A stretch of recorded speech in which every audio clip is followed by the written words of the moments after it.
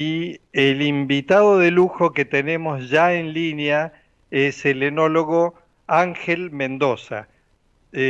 Ángel, para aquellos que conocen algo del mundo del vino, sabemos todos que es una real autoridad en la materia, más allá de, mientras estudiaba, como charlábamos fuera de aire, practicó como habilidoso delantero el fútbol champán, como él mismo lo describe.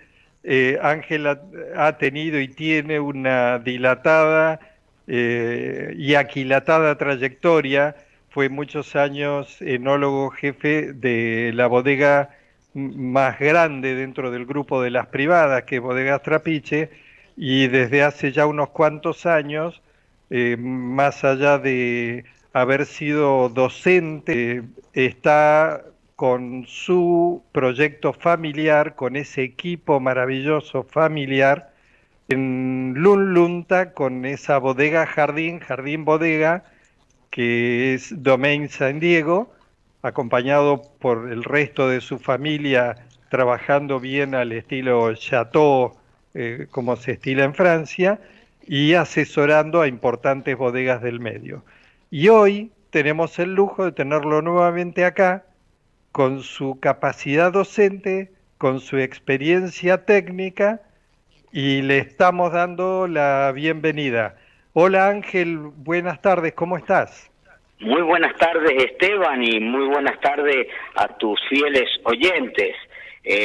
Placeres Divinos es un hermoso programa para venir después de una jornada de trabajo o un agitado día al relax, disfrutarlos con una copa de vino. Es maravilloso escuchar las conversaciones de tus amigos y especialmente tu sano criterio de promoción de esta bebida y de esta cultura.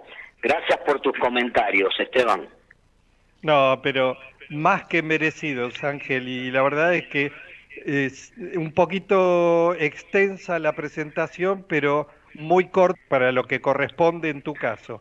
Ángel, hoy, como decía, apelando a tu capacidad docente, me gustaría que nos enseñes, nos informes en qué consiste la vinificación diferida. Esa es la pregunta. Bueno, Esteban, lo voy a intentar. Fíjate, curiosamente, la vinificación convencional, la ley vitivinícola y la cultura vitivinícola argentina contempla un periodo de vinificación o de elaboración a partir de las uvas maduras que arranca entre los meses de febrero y marzo, y tenemos la obligación de procesar toda la uva, haciendo del vino que correspondiente para todo el año en aproximadamente 40 días hábiles. Pueden llegar a ser 50 días hábiles dependiendo del clima. Ahora el calentamiento del planeta, estos golpes de calor que se suceden durante la maduración nos acortan todavía más este proceso. Y entonces nos tenemos que preocupar de una logística de elaboración muy comprimida. No te pueden fallar las máquinas, no pueden fallar los procesos, no pueden fallar los hombres, durante 40 días en un trabajo exigido, y así se elabora, que este es la razón de la propuesta tecnológica que desarrollamos. Se elaboran más deberíamos estar hablando de 1.000 millones de litros casi, de vinos genéricos, vinos comunes, vinos que se destinan a los envases de cartón, un poquito algunos vinos de Damafana, a los vinitos genéricos de todos los días. Y lamentablemente, al tener que hacerlos en tan corto periodo, tenemos que sufrir contingencia, entre ellas no tener las bodegas equipadas con la suficiente capacidad de refrigeración, porque el proceso fermentativo genera calor, y ese calor hay que refrigerarlo, y la energía que se requiere es costosa. Así que en ese modelo nosotros ejercemos durante casi un siglo, 100 años, un proceso de elaboración que contempla un producto que tiene corta vida de estantería. Los vinos comunes, los genéricos de todos los días, tienen un sabor muy rico los primeros meses después de elaborados y van evolucionando rápidamente y te encuentras que al final del año son vinos defectuosos, vinos complicados en poderlos tipificar, y hasta uno está pidiendo a gritos que llegue la nueva cosecha para poderlos arreglar. Por ejemplo, en esta temporada 2020, de la cual se habla muy bien, los golpes de calor provocaron que muchos vinos son muy alcohólicos y quedaron con azúcar residual, que incluso tenemos que estar esperando a que se terminen de fermentar. Entonces, en otros países modernos o con legislaciones más abiertas, a veces sorprende porque nosotros heredamos mucho de la legislación italiana, y es sorpresa que los italianos contemplan la vinificación diferida, que es que, por ejemplo, en vez de poner a elaborar durante la vendimia, ellos conservan la uva bajo condiciones, en este caso de un término industrial llamado mosto sulfitado, es decir, se incorporan de un aditivo enológico aprobado, los sulfitos, el anhidrido sulfuroso, se incorporan aproximadamente entre 1 gramo, gramo y medio por kilo de uva de anhidrido sulfuroso, y se detienen totalmente los procesos fermentativos espontáneos, y uno puede conservar esa masa sulfitada a cuenta de que luego, durante el invierno, donde ahora tenemos buen frío, y la primavera, que entonces gastamos menos energía en la vinificación, con una máquina, con un procedimiento que se llama la desulfitación, un procedimiento a base de calor, tan eficiente que prácticamente retira todo el anhidrido sulfuroso, los mostos quedan en condiciones óptimas para iniciar una fermentación postergada, vinificación diferida. Con lo cual, los vinos de Tetra, los vinos de Bag-in-Bock, por ejemplo, en la Emilia-Romagna, en esta zona ahí digamos, de Módena, de un poquito convergiendo con Roma, ahí en esa región, muy famosa por el vino Lambrusco. El Lambrusco, que es un vino espumante, resulta que lleva más de 30 años que se obtiene el mosto y después se vinifica en invierno, ¿me entiendes? Entonces, de esa manera aseguramos mejor calidad. Y lo más importante es que la fermentación otorga sabores frescos, frutales, mejores al vino que el aroma viejo de la oxidación. Con eso tendríamos una tecnología, o sea, es posible practicar una tecnología del estilo de la producción diferida de la cerveza. Fíjate que la cerveza es una vinificación diferida. El productor de cerveza compra la cebada acorde con el presupuesto de venta, prepara, hace la cocción, hace la maceración y produce la partida, y entonces te la vende siempre fresca. Ese sería el concepto didáctico, pero no te imaginas las consecuencias fantásticas que produce dentro de lo que es la calidad del vino, porque cuando vos has conservado el mosto sulfitado y has conservado durante meses, la estabilidad biológica, es decir, la esterilidad, la forma en que este aditivo enológico aprobado estabiliza todos los microorganismos salvajes, las levaduras contaminantes. Vos fijate que mucha levadura llega en la piel de la uva, y entonces la bodega se te va contaminando a medida que va ingresando la uva, con lo cual vos tenés episodios fermentativos descontrolados a medida que va pasando la época de vendimia. Y ahí viene que a finales de vendimia, por los apuros, porque falta frigorías, tenés vinos que rozan con la genuinidad y que no son apetecibles, que tienen esos defectos que hacen que vos te gusta o no te gusta. ¿Me entiendes? Sí, clarísimo.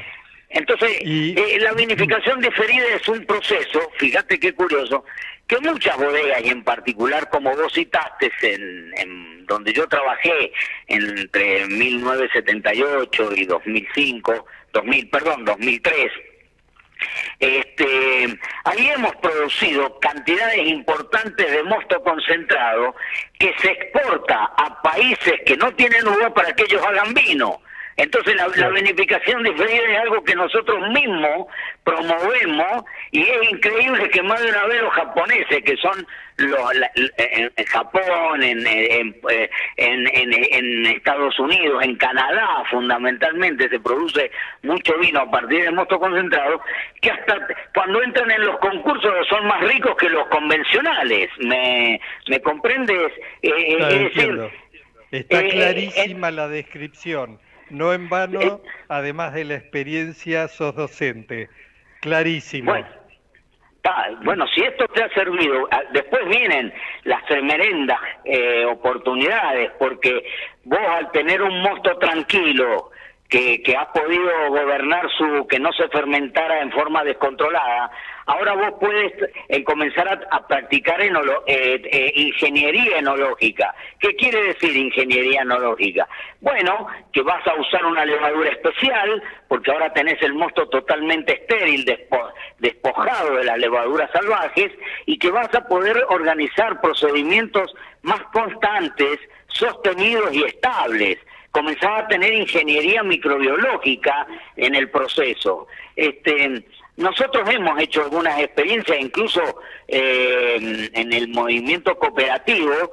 Me tocó hace 3 años, estoy hablando del 2017, perdón, ahora no voy a recordar bien, compartimos un ensayo donde fue supervisado por INB en una cooperativa, donde practicamos la desulfitación del mosto sulfitado entre agosto y septiembre, y organizamos la fermentación. Y el vino era tan rico que la gente creía que era chardonnay, era blanco escurrido de criolla, que el mosto sulfitado, digamos, ese tiempo de estadía, lo había dejado en tales condiciones óptimas, donde la levadura producía una muy buena fermentación y te confundía en sus aromas frescos, frutales, ricos, de recientemente fermentado. Y así fue curioso que estuvimos muy cerca de aprobar. El problema que, bueno, como es la ley, la ley vitivinícola, el INB, nos obligó a decomisar el producto. Hicimos casi 50.000 litros y eso molestó mucho al esquema de investigación. Tuvimos que perder el producto, ¿me entiendes? Porque esa era la condición sine qua non para poder aprovechar la experiencia. Nos sucedió, entre otras cosas, que algunos expertos internacionales, importadores, lo quisieron comprar porque era un vino muy correcto. Así que tuvimos hasta alguna polémica en cómo salvar este producto, que la ley no nos lo autorizaba. Así que,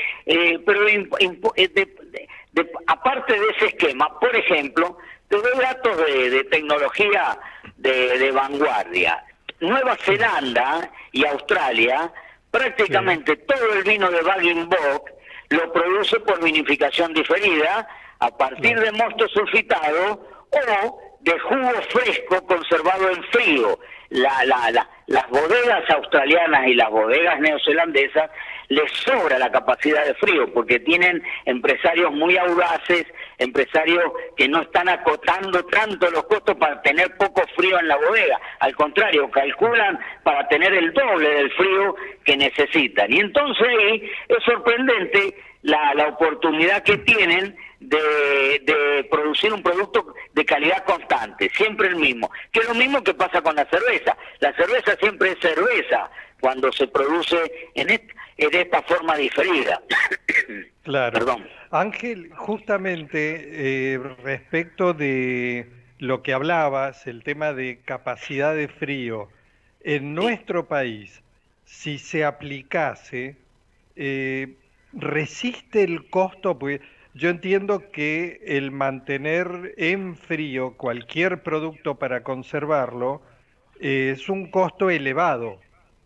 en nuestro país al menos. Bueno, para las uvas, viste, sofisticadas, el caso de las cosechas tardías, los vinos dulces naturales, que se generalizaron bastante, los costos dan, sube un poco el precio, da el costo del frío, pero el que es eminentemente económico es el mosto sulfitado, que no deja de ser un producto genuino, debidamente conservado con un aditivo, y ese te pide tener una máquina que se llaman desulfitadores, de origen italiano, los dejan a cero. Imagínate que en Italia te producen mostos sulfitados que al pasar por esas máquinas quedan sin anhidrido y se pueden vender como orgánicos. ¿Me comprendes? Por no tener presencia de anhidrido sulfuro.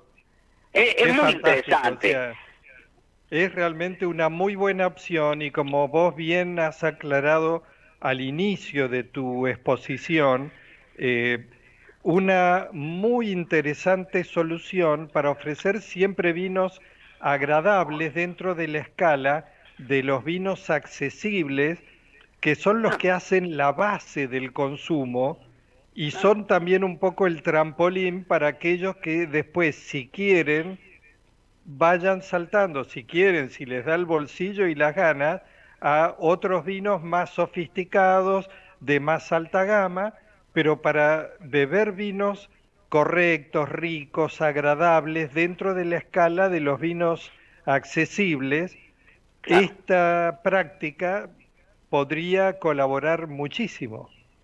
Sí, Esteban, o los vinos de sed, estos famosos vinitos de maceración carbónica o de fermentaciones cortas que las bodegas sofisticadas, ahí hay un par de bodegas y algunas regiones que practican la maceración carbónica al estilo Beaujolais, el sistema digamos, de los franceses de ahí del centro de Francia, en la zona un poquito más abajo de la Borgoña, Beaujolais, y los Novello o los Novel, que bueno, tienen el esfuerzo, eso sí tienen esfuerzo de mucha y alta tecnología, pero acá el esquema era sencillo: recibís la uva, la pagás a la uva, pagás lo que corresponde para vino, etcétera, la conservás con anhídrido sulfuroso y a los 3 meses vos podrías producir 3 veces por año, por ejemplo, y tendrías, hasta te aprovecharías mejor la vasija. Ese es el tema más importante que vos comenzás a tener. Tenés costos muy accesibles e inteligentes en el buen aprovechamiento de la vasija binaria, en las máquinas, en la mano de obra. Y hoy día hasta podrías llegar a manejar una vinificación de este estilo a control remoto, que es un poco, fíjate, fue pensado en Francia, el concepto en los viejos libros de los años 30 del siglo pasado, digamos, 1930, 1940, es muy interesante ver a los franceses, especialmente del sur de Francia, que promovían el concepto de vinerías, así como cervecería, ¿me comprendes? Sí. Y entonces tenían una expectativa. Los italianos la han aprovechado muy bien en la zona del Lambrusco por una condición muy particular ahí en Italia, que es muy interesante entenderlo. Son pequeños productores que por ahí te vienen sábado o domingo en una motoneta con 3 cajas de uva, 4 cajas de uva. Entonces eso, si vos tenés que ponerlo a fermentar, es sumamente compleja esa logística. Entonces lo único que hacen es molerlo y ponerle anhídrido sulfuroso y después desulfitan. ¿Me entiendes? Las cooperativas italianas son muy inteligentes. Mira, yo vi el proceso de elaboración de Lambrusco en pleno invierno, meses de diciembre, la bodega con un aroma a fruta de negra, de fruta de bosque, la fermentación tremendamente rica, muy interesante, porque se transforma en una ingeniería enológica, Esteban. Así es, está clarísimo. Ángel, ha sido como siempre muy valioso tu aporte educativo e informativo al respecto.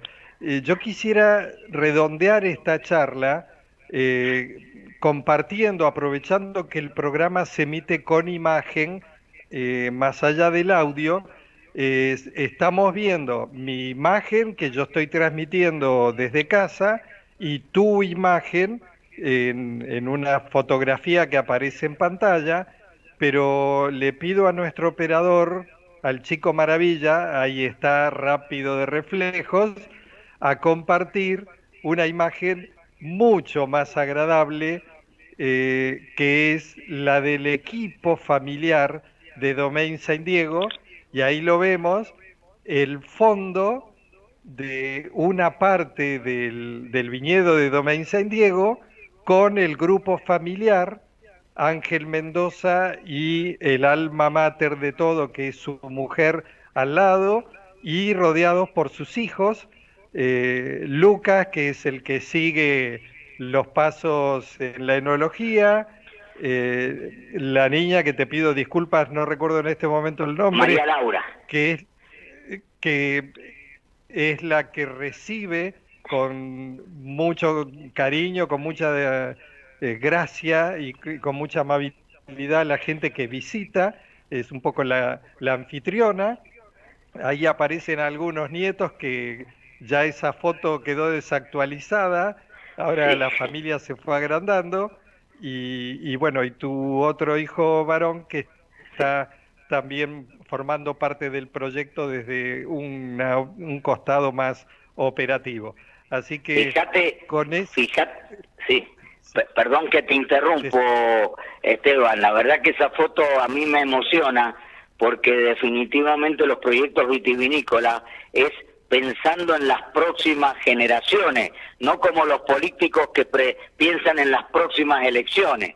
sí, ¿Me señor. entiendes? Ahí hay 3 generaciones, aunque parezca mentira, que están transpirando Están. y sudando vino.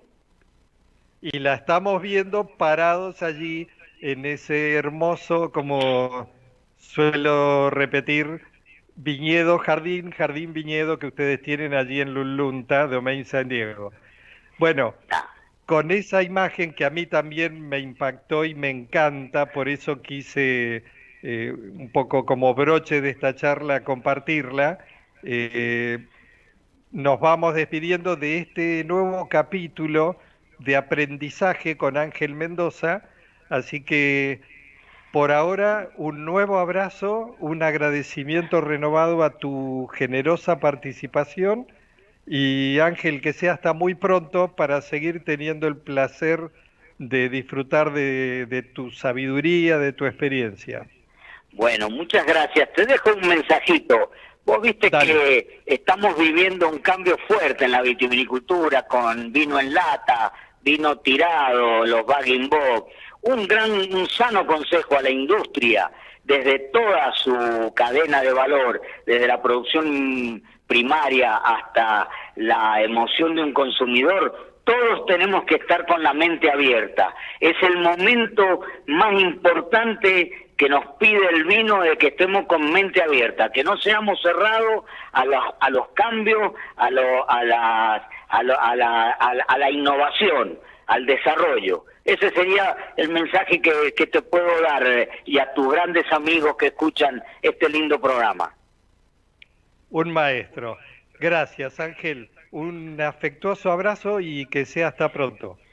Muchas gracias, y seguí disfrutando de todo lo que haces por esta cultura del vino, con mucha claridad, con simplicidad. Eso es lo más bueno. Los vinos simples son los mejores. Menos es más en el vino. Así es. Bueno, un lujo. Ha sido con nosotros Ángel Antonio Mendoza, enólogo, que enriqueció la tarde de Placeres Divinos.